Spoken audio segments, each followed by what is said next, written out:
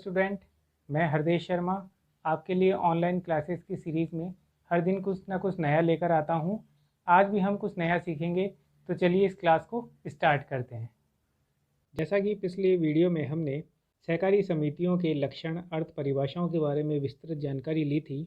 आज के वीडियो में हम सहकारी समितियों के गुण, सीमाओं और उसके प्रकारों के बारे में विस्तृत जानकारी प्राप्त करेंगे। वीडियो यदि पसंद आती है तो चैनल को लाइक, कमेंट, शेयर और सब्सक्राइब करना ना भूलें।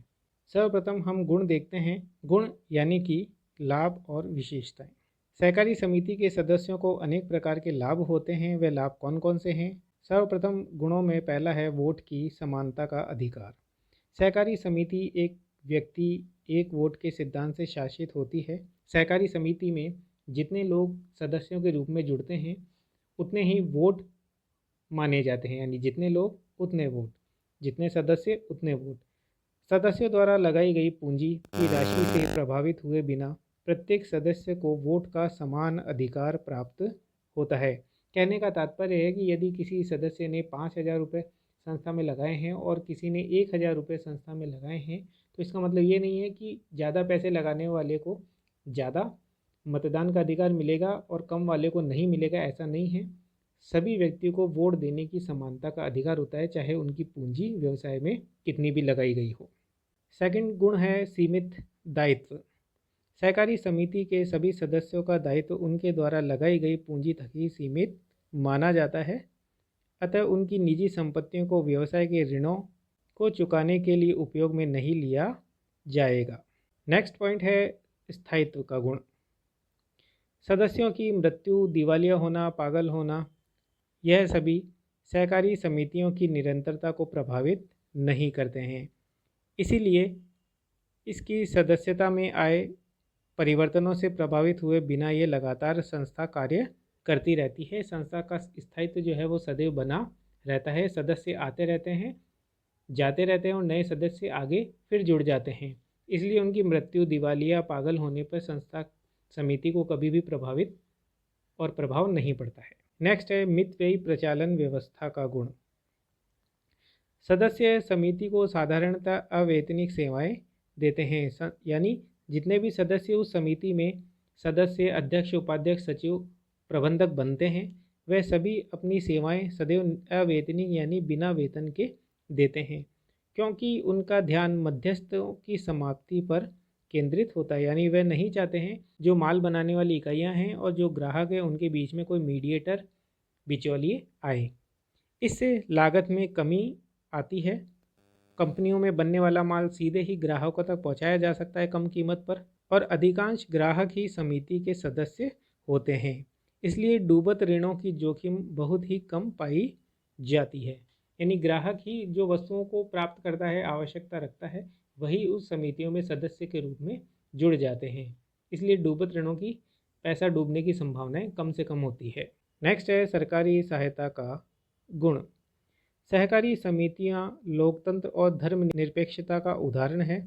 इसमें सभी धर्मों के लोग सदस्य के रूप में जुड़ सकते हैं। उन्हें वोट देने का अधिकार होता है। इसमें पक्षपात नहीं होता है। इसलिए इनको कम टैक्स, कम अनुदान तथा नीची ब्याज की दर के आधार पर सदैव ऋण के रूप में सरकार से सहायता मिलती रहती है। यानी यदि इन्हें अनुदान, नीची ब्याजों पर ऋण प्राप्त करना होता है तो सरकार से आवश्यक रूप से सहायता ले सकते हैं। नेक्स्ट गुण है सरल स्थापना का गुण। सहकारी समिति कम से कम 10 सदस्यों से प्रारंभ की जा सकती है और इसके पंजीकरण की प्रक्रिया भी सदैव सरल होती है। इसमें किसी भी कानूनी औपचारिकताओं को सदैव कम रखा जाता है। इसकी स्थापना सहकारी समिति अधिनियम 1912 में की गई व्यवस्थाओं के अनुसार ही होता है। यानी इस कंपनी को बनाना, पंजीकरण करना बहुत ही सरल होता है और कम कानूनी औपचारिकताओं के साथ इसकी स्थापना सहकारी समिति अधिनियम 1912 के तहत की जा सकती है। लक्षण और गुण होने के बाद सीमाओं की बात करते हैं। पहली जो सीमा है वह है सीमित संसाधन। सहकारी समितियों के संसाधन सदैव सदस्यों की पूंजी से बनते हैं और उनके साधन भी सदैव सीमित होते हैं। यानी सदस्यों की पूंजी ली जाएगी और सदस्य कम होंगे तो उनकी पूंजी भी सदैव कम होगी। इसलिए निवेश पर लाभांश की नीची दर के कारण भी अधिक सदस्य नहीं बन पाते हैं। इस वजह से उनको सदैव सीमित संसाधनों में ही अपनी समिति का संचालन करना होता है। नेक्स्ट है अक्षम प्रबंधन का कमी। सहकारी समितियां ऊंचा वेतन नहीं दे पाती है, इसलिए उनको सदैव कुशल प्रबंधक नहीं मिल पाते हैं। यानी सभी जो प्रबंधक होते हैं वही लोग सेवाएं देते हैं और वह भी अवैतनिक देते हैं, इसलिए वेतन देकर के वह उच्च योग्यता गुणवत्ता वाले प्रबंधक संस्था में नहीं ला सकते हैं। और जो सदस्य स्वेच्छा से अवैतनिक सेवाएं देते हैं वह भी साधारणतः पेशेवर योग्यता प्राप्त लोग नहीं होते हैं। इसलिए कहा जा सकता है कि प्रभावी प्रबंधन का कार्य इन संस्थाओं में कम देखा जाता है। नेक्स्ट है गोपनीयता की कमी की सीमा। सदस्यों की सभा में खुलकर चर्चा होती है और समिति के अधिनियम की धारा 7 के अनुसार ये कहा गया है कि प्रत्येक सहकारी समिति पर प्रकट करने का दायित्व होता है। यानी संस्था जितना लाभ कमाती है, किन मूल्यों पर, लागत मूल्यों पर माल खरीद रही है, किन मूल्यों पर बेच रही है, उन सब की जानकारी सदैव आम सभा के अंदर वह अपने सदस्यों को प्रदान करती है। इसलिए इसमें किसी भी प्रकार की बातें नहीं छुपाई जाती है। इसलिए कहा जा सकता है कि इसमें गोपनीयता को बनाए रखना सदैव कठिन कार्य होता है। सीमा है सरकारी नियंत्रण का। सहकारी समितियों को सरकार तो सुविधाएं दे देती है, लेकिन उसके बदले में उनके खातों का ऑडिट कराना, अंकेक्षण कराना, खाते जमा करना आदि से संबंधित कई नियमों का सहकारी समिति को पालन भी करना होता है। इस वजह से उन सहकारी समितियों पर सरकार का नियंत्रण हो जाता है और सहकारी संगठन के जितने भी प्रकार के कार्य का संचालन है उसमें नियंत्रण के बहाने राज्य सहकारी विभाग सदैव हस्तक्षेप करता रहता है। इससे समिति का प्रचालन करने की स्वतंत्रता पर नकारात्मक प्रभाव पड़ने लगता है। नेक्स्ट पॉइंट है विचारों के अंदर भिन्नता का प्रभाव। परस्पर विरोधी विचारों के कारण आंतरिक कलह सदैव उत्पन्न हो सकती है। यानी संस्था में जितने ज़्यादा सदस्य होंगे उन सभी सदस्यों के विचार सदैव अलग अलग होते हैं और इन अलग अलग विचारों से सदैव विरोध बना रहता है और आंतरिक कलह होने के चांसेस बढ़ते रहते हैं, जिससे निर्णय लेने में कठिनाइयाँ उत्पन्न होती हैं। यानी कभी कमेटी मीटिंग के अंदर कोई निर्णय लेना चाहती है और भिन्नता होने के कारण वह निर्णय समय पर नहीं लिया जा सकता है और कल्याण के प्रयोजन पर व्यक्तिगत स्वार्थ सदैव हावी हो जाता है और कुछ सदस्य व्यक्तिगत लाभों को प्राथमिकता देने के कारण अन्य सदस्यों का हित पीछे ही छूट जाता है। इस वजह से हम कह सकते हैं कि इसमें विचारों के अंदर भिन्नता पाई जाती है। अब हम बात करेंगे कि सहकारी समितियां कितने प्रकार की होती है। प्रचालन करने की प्रकृति के आधार पर सहकारी समितियां अनेक प्रकार की होती है, जिसका वर्णन आपको बताया जा रहा है।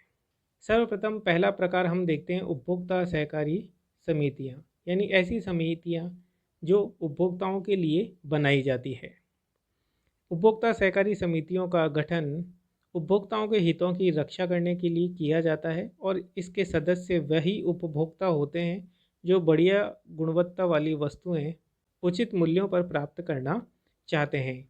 ऐसी समिति का उद्देश्य मध्यस्थों को समाप्त करना होता है ताकि प्रचालन सदैव मितव्ययी बन जाए।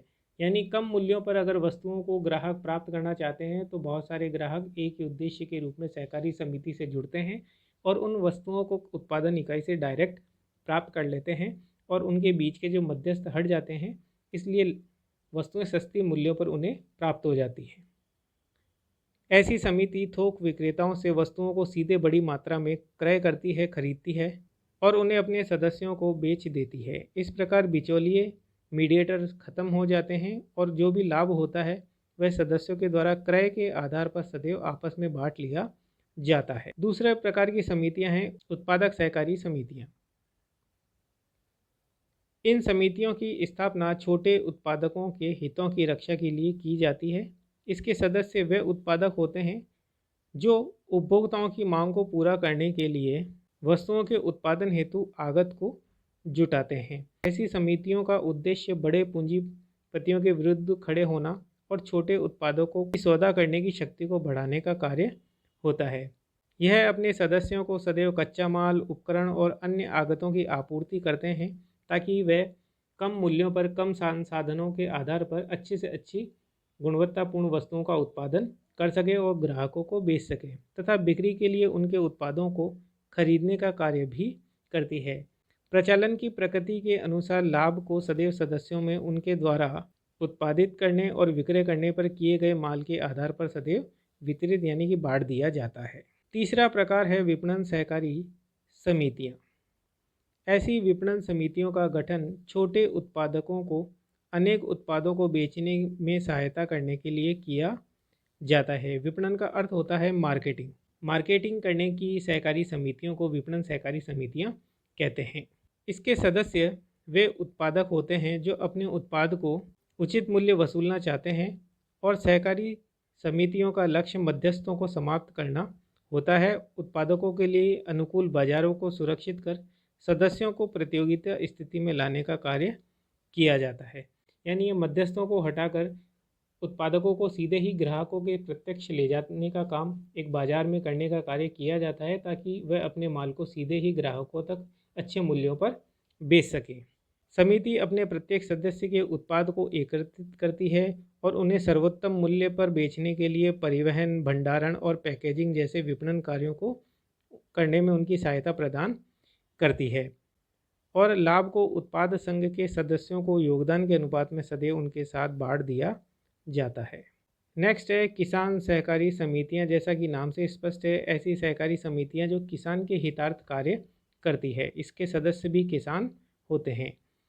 इन समितियों का गठन किसानों को उचित मूल्य पर आगत यानी इनपुट्स उपलब्ध कराती है और उनके हितों की रक्षा के लिए सदैव कार्य करती है। इसके सदस्य वे किसान लोग होते हैं जो मिलकर कृषि कार्यों को करना चाहते हैं। इन समितियों का उद्देश्य बड़े पैमाने पर कृषि का लाभ उठाना और उत्पादकता को बढ़ाना होता है। यानी ये इसमें बहुत सारे किसान मिलकर के अलग अलग प्रकार की खेती को सामूहिक रूप से करते हैं ताकि अधिक से अधिक लाभ कमाया जा सके। ऐसी समितियां फसलों को उगाने के लिए अच्छी गुणवत्ता वाले बीज, खाद, मशीनरी और अन्य आधुनिक तकनीकों को उपलब्ध कराती है। यानी ये किसानों को अच्छे बीज, खाद और अलग अलग नई तकनीकें की मशीनें, आधुनिक तकनीकें उपलब्ध कराने का कार्य करती है। इससे न केवल किसानों की पैदावार भी अच्छी होती है और उसके साथ साथ आय भी बढ़ती है। इससे खंडित भू जोतों से संबंधित सभी प्रकार की समस्याओं को हल करने में सहायता मिलती है। नेक्स्ट है सहकारी ऋण समितियां। ऐसी समितियां जो ऋण उपलब्ध कराने का कार्य करती है। सहकारी ऋण समितियों की स्थापना सदस्यों को आसान शर्तों पर सरलता से कर्ज उपलब्ध कराने के लिए इनकी स्थापना की जाती है। इनके सदस्य वे व्यक्ति होते हैं जो ऋणों के रूप में सदैव वित्तीय सहायता प्राप्त करना चाहते हैं। ऐसी समितियों का लक्ष्य अपने सदस्यों को अन्य साहूकारों के शोषण से संरक्षण प्रदान करने का कार्य करता है, जो ऋणों पर ऊंची दर से ब्याज प्राप्त करता है। इसलिए उनसे बचाकर कम कीमत पर, कम दरों पर ब्याज उपलब्ध कराना, ऋण उपलब्ध कराने का कार्य करती हैं। ऐसी समितियां अपने सदस्यों से एकत्रित की गई पूंजी एवं उसकी जमाओं से नीची दर पर ऋण देने का कार्य करती है। ये LIC की तरह ही कार्य करती है समितियां। वहाँ बीमा किया जाता है और यहाँ पे ऋण देने का कार्य किया जाता है। यानी एक सबके लिए और सब एक के लिए लगातार कार्य करते हैं। नेक्स्ट समिति है सहकारी आवास समितियां। यानी यह है आवास उपलब्ध कराने की समितियां होती है। सहकारी आवास समितियों की स्थापना सीमित आय वाले लोगों को उचित लागत पर मकान उपलब्ध कराने का में सहायता की जाती है। इसके सदस्य वे व्यक्ति होते हैं जो उचित मूल्य पर रहने का स्थान प्राप्त करने के इच्छुक होते हैं। इस समिति का उद्देश्य सदस्यों की आवासीय समस्याओं का समाधान करना होता है। इसके लिए वह मकान बनाती है तथा आसान किस्तों से भुगतान की सुविधा भी प्रदान करती है। यह समितियां फ्लैट भी बनाती है, फिर सदस्यों को प्लॉट और ज़मीन देती है जिस पर वह स्वयं भी मकान बना सकते हैं। आज की क्लास में बस इतना ही। नेक्स्ट वीडियो में हम कंपनी निर्माण सीखेंगे।